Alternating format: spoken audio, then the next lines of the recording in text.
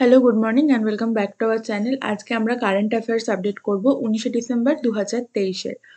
আজকে 10টা তোমরা ইম্পর্টেন্ট কারেন্ট অ্যাফেয়ার্স দেখবো।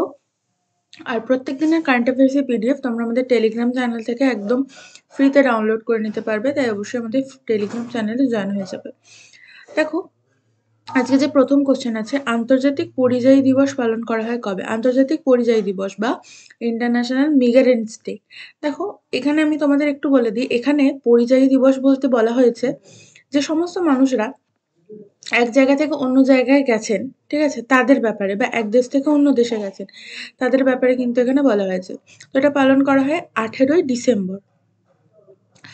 নেক্সট দেখো, হুরুন ইন্ডিয়ার টপ 100 আন্ডার 30 লিস্ট 2023 এর শীর্ষস্থানে রয়েছেন কে? এর শীর্ষস্থানে রয়েছেন কৈবল্য ভরা। ইনি হচ্ছেন জেপ্টো। জেপ্টো নিশ্চয়ই তোমরা অনেকেই শুনেছো, জেপ্টোর কো-ফাউন্ডার।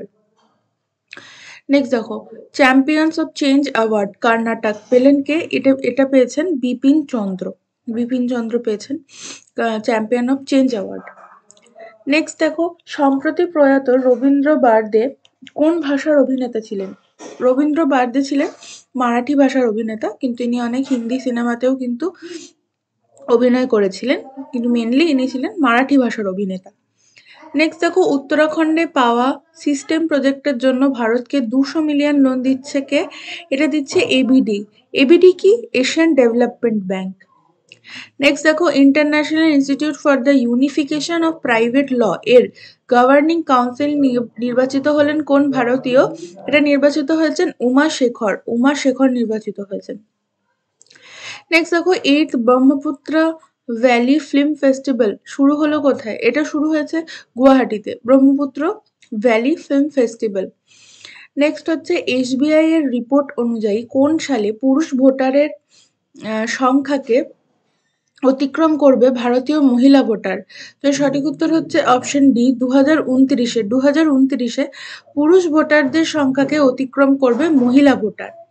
নেক্সট দেখো, ভারত সহ 33টি দেশের নাগরিকদের জন্য ভিসা আবশ্যকতা বাতিল করলো ইরান। ঠিক আছে, ক্ষেত্রে উত্তর হয়ে যাবে ইরান। নেক্সট হচ্ছে, সাম্প্রতিক রিপোর্ট অনুযায়ী কোন রাজ্যের 30%-এরও বেশি শিশুর মধ্যে ডেঙ্গু পাওয়া গেল? 30%-এরও বেশি শিশুর মধ্যে ডেঙ্গু পাওয়া গেছে কেরালাতে। ঠিক আছে, তো দেখো, এটাই হচ্ছে আজকের আমাদের 10টা ইম্পর্টেন্ট কারেন্ট অ্যাফেয়ার্স। আর তোমাদের যদি ভিডিওটা ভালো লেগে থাকে অবশ্যই ভিডিওতে লাইক, কমেন্ট, শেয়ার করে দেবে। আর চ্যানেলে যদি তোমরা নতুন হয়ে থাকো অবশ্যই চ্যানেলটাকে সাবস্ক্রাইব করে নেবে ফর মোর ইনফরমেশন। দেখা হচ্ছে নেক্সট ভিডিওতে। Till then take care, good bye, thank you.